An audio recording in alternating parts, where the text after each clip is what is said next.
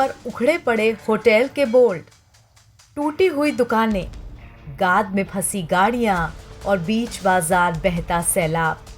पानी के रास्ते में जो भी आया वो तिनके की तरह उड़ गया। पहाड़ों पर मौसम का कहर जारी है। उत्तराखंड की राजधानी देहरादून में सहस्त्रधारा कार्लीगाड़ क्षेत्र में सोमवार देर रात बादल फटने से काफी नुकसान हुआ। कई दुकानें पानी की तेज धारा में बह गईं। ये तबाही कितनी तेजी के साथ आई, इसका अंदाजा इसी बात से लगाया जा सकता है कि अब तक करीब 100 से ज्यादा लोगों को रेस्क्यू किया गया है और कई लोग लापता भी हैं, जिनकी तलाश जारी है। देर रात करीब 11:30 बजे हुए इस हादसे में सहस्त्रधारा का कार्लीगाड़ क्षेत्र बुरी तरह से प्रभावित हुआ है। स्थानीय लोगों के अनुसार तेज बहाव के साथ आई मिट्टी और मलबे ने 7 से 8 दुकानों को पूरी तरह तबाह कर दिया, जबकि आसपास के कई होटल्स क्षतिग्रस्त हुए। कह सकते हैं कि पूरा बाजार ही तहस नहस हो चुका है। तमसा नदी पर बना तपकेश्वर महादेव मंदिर भी पानी के चलते क्षतिग्रस्त हुआ है। मंदिर की लगभग पूरी मंजिल पानी में डूबी हुई है और कड़ी मशक्कत के बाद लोगों को बचाया गया है। आज सुबह 5 बजे से नदी ने एकदम विकराल रूप धारण करना शुरू किया और देखते ही देखते जो है पूरी हनुमान जी की मूर्ति भी लगभग डूब गई थी और पूरा जो टपकेश्वर महादेव मंदिर का जो परिसर है पूरा जलमग्न हो गया। और जो टपकेश्वर मंदिर के अंदर हमारे जो पुजारी गण हैं, जो संत गण हैं, वो लोग बमुश्किल जो है ऊपर निकले और बजरंगबली की कृपा से, भोलेनाथ की कृपा से, शंकर भगवान की कृपा से सभी सुरक्षित जो है बाहर निकले। और मुझे लगता है कि विगत 400-500 सालों में इस प्रकार का जो ये विकराल रूप है ये कभी सुनने में नहीं आया है। और लगभग 25-30 साल से तो हम ही देख रहे हैं, लगभग 30 साल से कभी जो है इसके आधा पानी भी नहीं आ पाया। तो इस बार जो है बादल फटने से बहुत ही विकराल स्थिति है और जो यहाँ पे चारों तरफ जो है काफी नुकसान हुआ है। और ईश्वर की कृपा से मुझे लगता है कि जनहानि तो कम से कम हुई होगी, क्योंकि एक तो आज मंगलवार का भी दिन था और दूसरा बारिश ज्यादा होने के कारण भी श्रद्धालु सुबह का समय होने के कारण श्रद्धालु काफी कम संख्या में आए हैं। लेकिन मैं सबसे आग्रह करूंगा इस समय नदी तटों में जाने से बचें और अनावश्यक जो है किसी भी प्रकार से हम लोग नदी की ओर न जाएं, ये विशेष हम लोग ध्यान रखें। जी,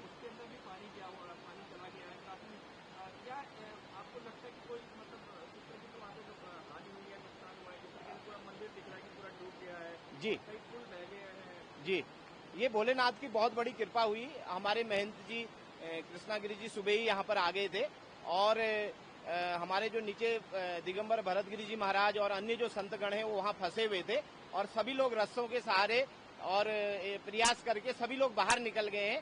किसी भी प्रकार से कोई जनहानि नहीं हुई है और उसके साथ साथ मंदिर के अंदर भी भोलेनाथ का जो गर्भगृह है वो सुरक्षित है। और अब ज्यादा कितना नुकसान हुआ है या किस प्रकार की परिस्थितियां, ये तो जब पानी नीचे उतरेगा, हमारे संतगण और महंत जी लोग मंदिर में जाएंगे, उसके बाद ही पता चल पाएगा कि अंदर की वास्तविक स्थिति क्या है। लेकिन सबसे बड़ी बात भोलेनाथ की कृपा ये रही, किसी प्रकार की कोई जनहानि मंदिर के अंदर जो है नहीं हुई है। जी जी, बिल्कुल। हम जब नीचे यहाँ पर आए तो उस समय परिस्थितियां बहुत ही विकराल थी, क्योंकि नीचे जाने की तो कोई परिस्थिति थी नहीं। आपने देखा होगा जो यहाँ खड़े शिव जी का मंदिर है सीढ़ियों के पास, ये पूरा डूब गया था। आप एक बार अपने इशारे से समझाइए कहाँ पे कौन सा मंदिर था? जी, ये जो खड़े शिव जी का मंदिर है आप देख रहे होंगे, इसका जो गुम्बद है, ये गुम्बद जो है पूरा ऊपर से बह गया है। तो ये पूरा जलमग्न था और हनुमान जी की भी जो मूर्ति है लगभग पूरी ढकी ही गई थी। थोड़ा सा उनका मुकुट वाला भाग दिख रहा था। तो ऐसी विकराल स्थिति थी। अभी तो मुझे लगता है लगभग 10 फीट पानी उतर गया है, तो इससे 10 फीट ज्यादा पानी जो है सुबह था। ये खड़े शिव जी का मंदिर टपकेश्वर महादेव मंदिर में बनाया गया है हमारे पूज्य महंत जी द्वारा, जिससे आने वाले श्रद्धालु भगवान शंकर जी के सीधे दीदार कर सके। ये पूरा डूब गया था और इसका आप देख रहे हैं ऊपर का गुंबद जो है ये पूरा बह गया था। लगभग वही 4:45 बजे पानी आया गुफा के अंदर और बाद में मैंने पानी को देखा काफ़ी देर खड़ा भी रहा। बाद में फिर जैसे जैसे पानी नदी का बढ़ता गया, बाहर के हमारी चेयर है, रेलिंग है, ऊपर वाली रेलिंग, कहने का मतलब नीचे नदी का ना, ऊपर का रेलिंग टूट गया। उसके बाद पानी इतना बढ़ा कि जहाँ मैं रोज़ जिस स्थान पे बैठता हूँ रुद्राक्ष के मुकुट के पास, वहाँ आप लोगों ने देखा है नीचे से टीवी ऊपर जो पिलर के ऊपर लगा हुआ है, वहाँ की ऊपर की टीवी तक चली गई। अंदर जहाँ हम बैठते हैं वहाँ पे करीबन नहीं को तो 10-12 फीट पानी वहाँ हुआ। जो रुद्राक्ष का जो शिवलिंग रखा रहता है उसके ऊपर पानी चढ़ा हुआ है गुफा के अंदर। पूरी आर पार गुफा शिवलिंग आ रही है और वहाँ से पीछे की बिल्डिंग में भी पानी पहुँच चुका है। यानी बड़ी गंभीर स्थिति थी, सबकी जान जोखिम में थी। तो हम लोग जैसे तैसे रात में यहाँ से रास्ता अंधेरे में बना के रस्सी पकड़ के हम लोग ऊपर आए और सब लोगों को यहाँ सुरक्षित लिफ्ट में पहुँचा। और हम लोग अभी यहाँ बैठे हुए और गुफा के अंदर बहुत नुकसान है, हर चीज़ कोई गिनी नहीं जाती है। आप जब अभी हमारे साथ चलेंगे और देखेंगे तभी आपको पता चलेगा कि इस गुफा के अंदर क्या नुकसान हुआ है, उसके बारे में आपको पता चलेगा। शिवलिंग अभी भी डूबा हुआ है, आके आप देख सकते हैं। क्या जब आप लोग थे क्या उसका मंजर था जिस तरीके से पानी आया? मंजर तो ये था कि किसे फ़ोन करूं मैं, मुझे पता ही नहीं चल रहा था, क्योंकि नदी का वो किनारा और इधर काल भैरव की गुफा किनारा एक जैसा था पूरा पानी। हाँ, क्या पहली बार ऐसी घटना यहाँ पे हुई है या नहीं, पहले भी कई बार पानी आ चुका है, लेकिन गुफा के अंदर ही अंदर पानी आ चुका है। लेकिन आपकी बार ये उत्तराखंड के अंदर ये पहली बार है, देहरादून के अंदर ये पहले इतिहास में ये इतना पानी है, पहली बार। पहले तो महादेव की कृपा की मेरा सारा परिवार, सभी बगल के मंदिर, संतोषी माता मंदिर, जो अपने वैष्णो दुर्गा मंदिर, सभी लोग सुरक्षित हैं। ये प्राकृतिक आपदा है, पानी का प्रवाह बहुत है, धारा प्रवाह है बहुत है, इसमें लकड़ वगैरह बह के आ रहे हैं, तो उससे मंदिर को बहुत क्षति हुई है।